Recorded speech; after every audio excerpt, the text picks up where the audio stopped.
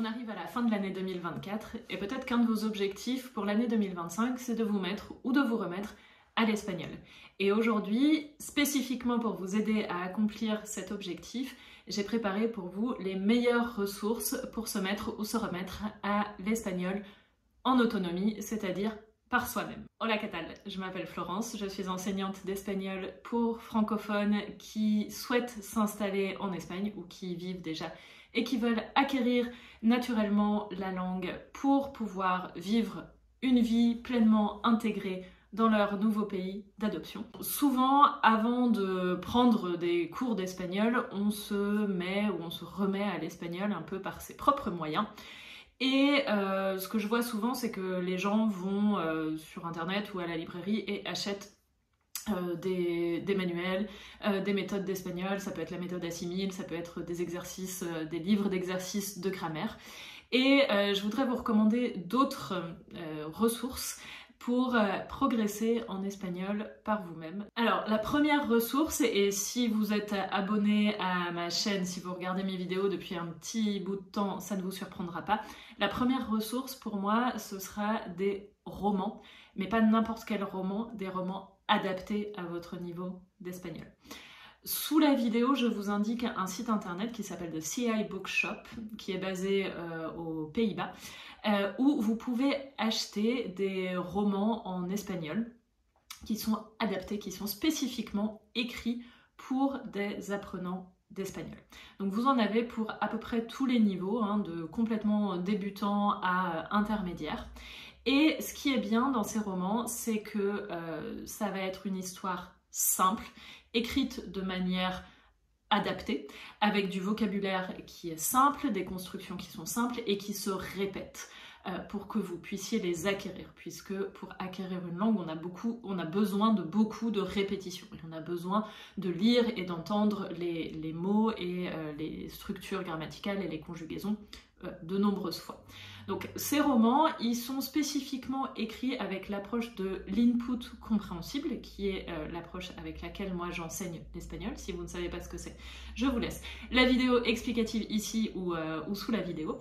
Et donc ce sont des romans qui sont principalement écrits pour des adolescents parce que ce sont des enseignants qui écrivent ces romans et la plupart enseignent en collège, lycée, aux États-Unis ou dans d'autres pays. Donc souvent vous avez le vocabulaire traduit en anglais, mais comme le vocabulaire entre le français et l'espagnol se ressemble surtout pour les niveaux les plus basiques, ça ne devrait pas vous poser de problème.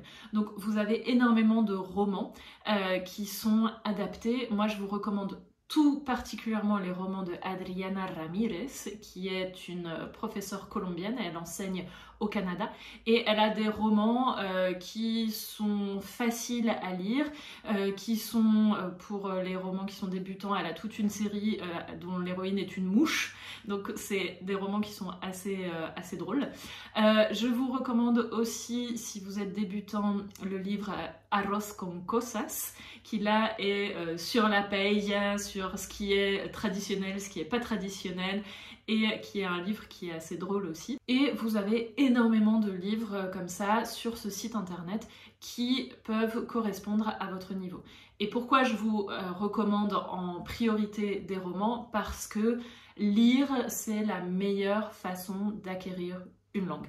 Quand on est enfant, souvent on nous dit « Ah oui, il faut lire pour améliorer son vocabulaire, pour améliorer son niveau de français ». On voit que les enfants qui lisent le plus ou auxquels leurs parents ont beaucoup lu quand ils étaient petits, c'est eux qui ont un niveau de français, un niveau de vocabulaire dans leur langue maternelle qui est meilleur que les autres.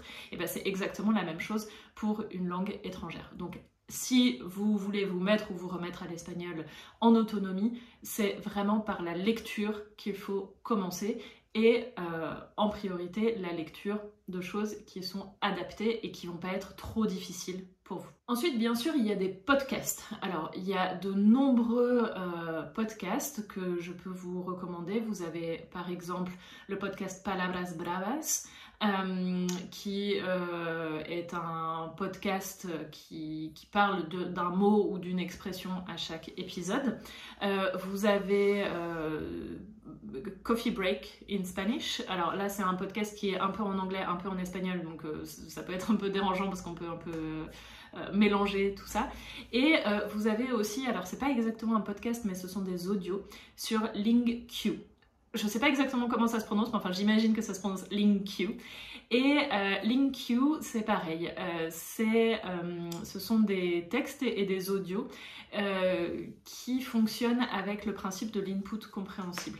Donc vous allez sélectionner vos centres d'intérêt et l'application, ou ça marche aussi sur le site internet, va vous recommander des audios et des lectures qui vont être adaptés à votre niveau, vous indiquez votre niveau, et à vos centres d'intérêt, puisque bien évidemment, ça marche beaucoup mieux quand on lit ou quand on écoute quelque chose qui nous intéresse. Si vous êtes, je sais pas moi, si vous adorez cuisiner, bah peut-être que si vous lisez des articles de blogs de cuisine, vous serez plus motivé que si vous lisez un article sportif, par exemple. Donc ça, c'est une très bonne ressource, Ling-Q.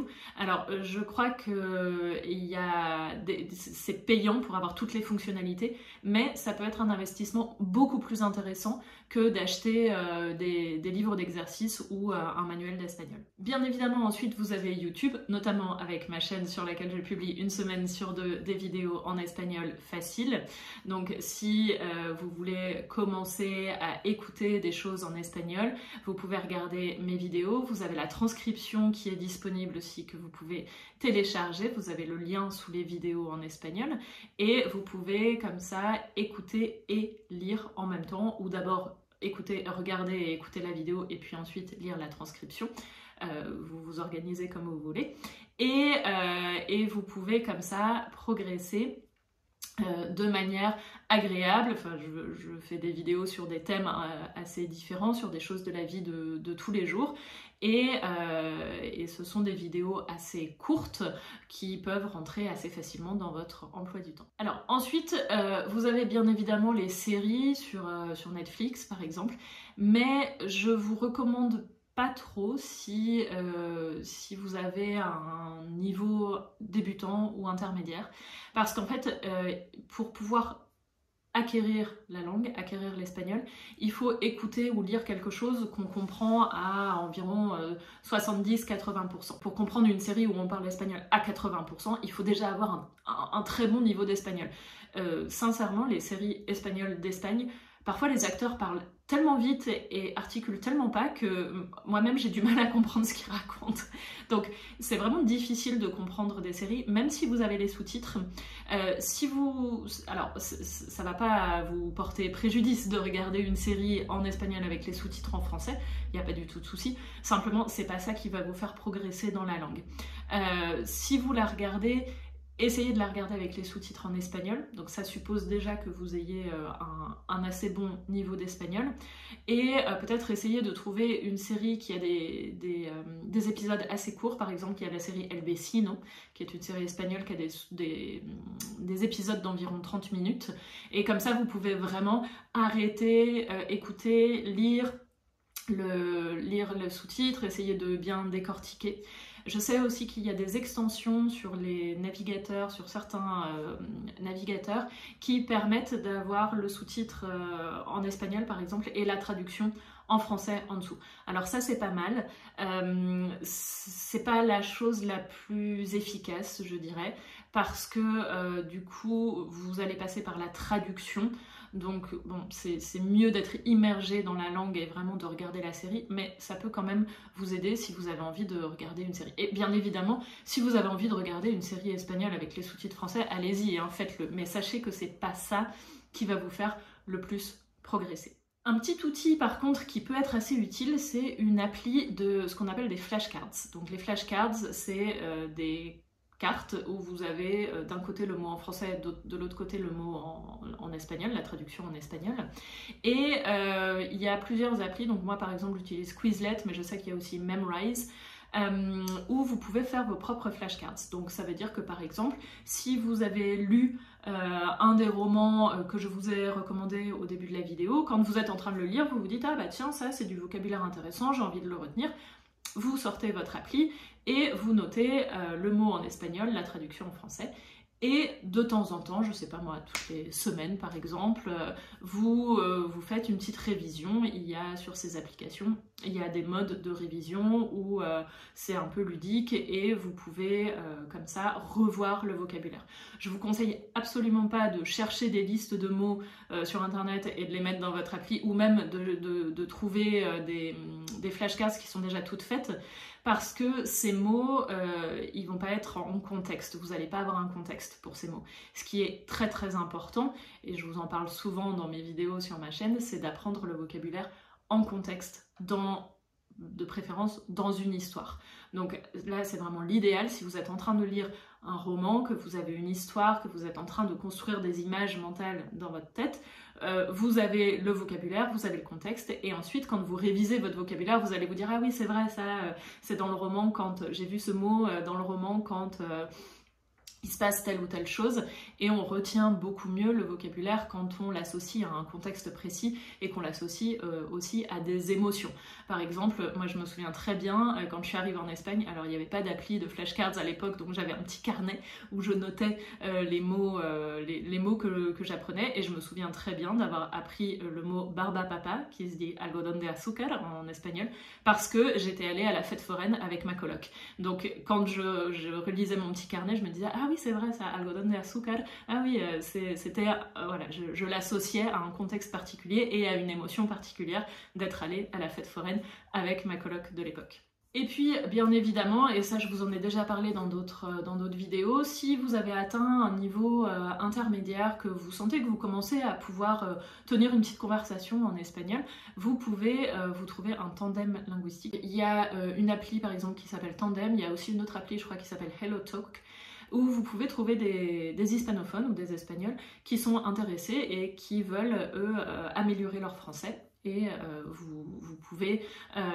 créer un tandem linguistique et faire un échange 30 minutes en français, 30 minutes en espagnol, une fois par semaine ou quelque chose comme ça.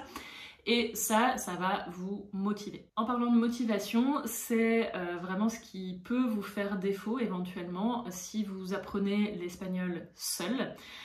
Donc, pour garder cette motivation et pour pas vous décourager en février ou en mars, si votre résolution de l'année 2025 c'est d'apprendre l'espagnol, ce que vous pouvez faire, c'est déjà vous fixer des objectifs simples. Donc ça va être par exemple de dire ok, bah tous les mois, je veux lire un roman en espagnol. Alors c'est peut-être un objectif pas assez ambitieux parce que les romans que je vous recommande c'est des petits romans, donc ça peut être peut-être tous les 15 jours ou toutes les semaines, je ne sais pas. Ça va être d'ici au mois de juin, je veux pouvoir lire tel autre roman qui est un peu plus ambitieux. Mais vraiment garder en tête des objectifs simple. Ne vous dites pas si au bout de 3 mois vous n'arrivez pas à comprendre La Casa de Papel en espagnol, ne vous découragez pas parce que c'est parfaitement normal. En plus c'est vraiment une série hyper difficile à comprendre parce qu'il parle super vite. Donc ne vous fixez pas d'objectifs trop ambitieux. Un autre conseil que je peux vous donner pour garder la motivation, c'est de varier, donc d'avoir la lecture comme source principale d'input, donc l'input c'est toute la langue qui rentre dans votre cerveau, donc d'avoir la lecture comme principale source d'input, mais aussi de varier et d'écouter des podcasts ou de regarder des vidéos, d'essayer de parler avec des gens si vous avez l'occasion, avec des Espagnols, si vous avez l'occasion de le faire, pour pas faire tout le temps la même chose. Et notamment si vous achetez un livre d'exercices de grammaire et que vous faites que ça, bah, au bout d'un moment, ça va être rébarbatif. Donc vraiment, essayez de varier les façons que vous avez de vous exercer en espagnol. Quelque chose que je fais, moi, même encore aujourd'hui, c'est de me faire des petits quiz, des petits contrôles surprises dans ma tête. Vous inquiétez pas, je vais très bien. De temps en temps, je suis, je sais pas, par exemple, dans le bus ou voilà, où je suis en dehors de chez moi, et tout à coup je regarde quelque chose et je me dis tiens, en fait, comment on dit ça en espagnol? Ou par exemple je vois un panneau publicitaire et je vois un slogan et je me dis ah, comment je le traduirais en espagnol? Vous pouvez faire ça par exemple chez vous. Vous pouvez être dans votre, je sais pas moi, dans votre cuisine, vous attendez que votre café sorte de la machine à café et vous vous dites ah tiens, comment on dit tasse en espagnol, et ça, et cet objet quotidien là que j'ai en face de moi, tiens, comment on dit ça en espagnol, et ça, et ça. Vous faire des petits quiz de temps en temps, et si vous connaissez pas le mot, allez le chercher éventuellement dans le dictionnaire, mais voilà, pour réactiver de temps en temps le vocabulaire de la vie de tous les jours, que vous avez, des choses que vous avez autour de vous. Un autre conseil que je peux vous donner pour améliorer votre expression orale et votre accent, c'est de faire du shadowing. Alors le shadowing, si vous ne savez pas ce que c'est, j'ai fait une vidéo là-dessus il n'y a pas longtemps. Donc je vous laisse la vidéo, le lien vers la vidéo juste en dessous. Ça, c'est une petite technique qui est très facile à mettre en place, qui ne prend pas beaucoup de temps et qu'on peut parfaitement faire tout seul. D'ailleurs, c'est mieux de le faire tout seul. Et ça va vous aider à améliorer votre accent. Et puis pour terminer, le dernier conseil que je peux vous donner, c'est que si vous sentez que tout ça, vous avez atteint vos limites, que vous progressez plus, ou que vous n'arrivez pas à garder la motivation, ou que vous avez du mal à rester constant ou constante, eh bien le dernier conseil que je peux vous donner, c'est de passer à la vitesse supérieure et de prendre des cours d'espagnol, d'être accompagné par quelqu'un dont c'est le métier d'enseigner l'espagnol à des francophones, comme c'est mon cas. En dessous de la vidéo, je vous laisse également mon site internet. Vous pourrez voir mon accompagnement au niveau débutant ou mon accompagnement au niveau intermédiaire. J'ai deux offres différentes. Et si vous sentez que vraiment vous n'arrivez pas à atteindre votre objectif par vos propres moyens, eh bien n'hésitez pas à me contacter et à réserver un appel découverte pour commencer les cours d'espagnol en 2025. Dites-moi en commentaire si vous appliquez déjà certains de ces conseils ou si vous en avez découvert d'autres et que vous allez commencer à les appliquer prochainement. Et on se revoit la semaine prochaine pour une vidéo en espagnol. Hasta luego!